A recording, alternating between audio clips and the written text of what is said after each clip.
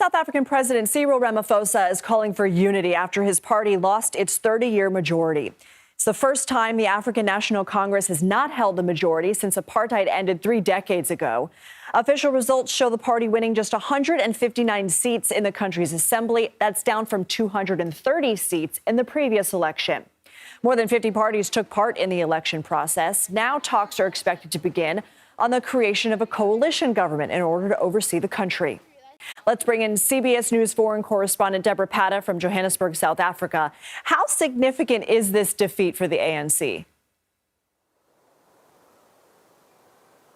Oh, it's very significant. This is a big blow. Think back, on the 27th of April, 1994, black and white South Africans voted side by side for the first time in the country's history. It was historic, an incredible moment as Nelson Mandela became the first black president of this country, and his party, the African National Congress, easily swept to power. Now, 30 years later, the party that brought democracy to South Africa has essentially been defeated by it, losing its electoral majority for the first time, as you pointed out, in 3 decades.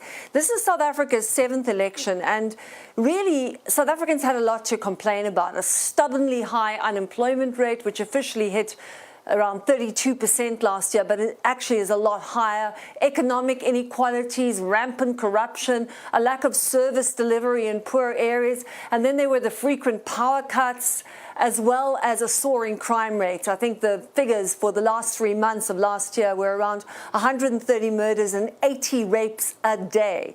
So this has dented confidence in the ruling party, and this was a real slap in the face for the ANC.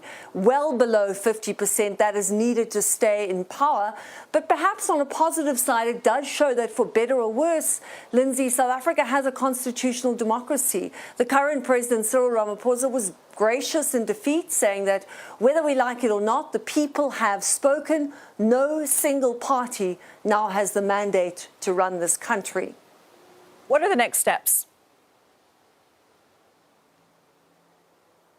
Well, the ANC has 2 weeks to form a power-sharing government. It can either form a coalition government or a government of national unity. The 3 biggest parties after the ANC are all potential possibilities. The Democratic Alliance got about 21%. It's regarded really as a white middle-class party by a lot of black South Africans who are living in poverty. South Africa remains one of the most unequal countries in the world. Then there are 2 other parties which are essentially breakaways from the African National Congress, one of them being the former President Jacob Zuma, who faces a host of corruption charges. That is his party. He himself cannot run for office as he is a convicted felon, but he is certainly the hand that is managing that party.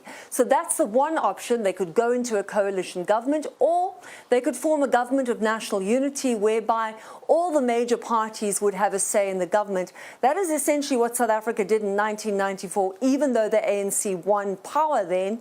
And that is one of the options that is being touted quite strongly right now. Whether or not they can pull it off remains to be seen. But certainly, if that did happen, it could be a reset for this country in allowing all these parties to get involved in sorting some of the key issues out here. There's still a lot to be discussed, though. There are going to be a lot of horse trading going on over the next 2 weeks. Debora Patta, thank you.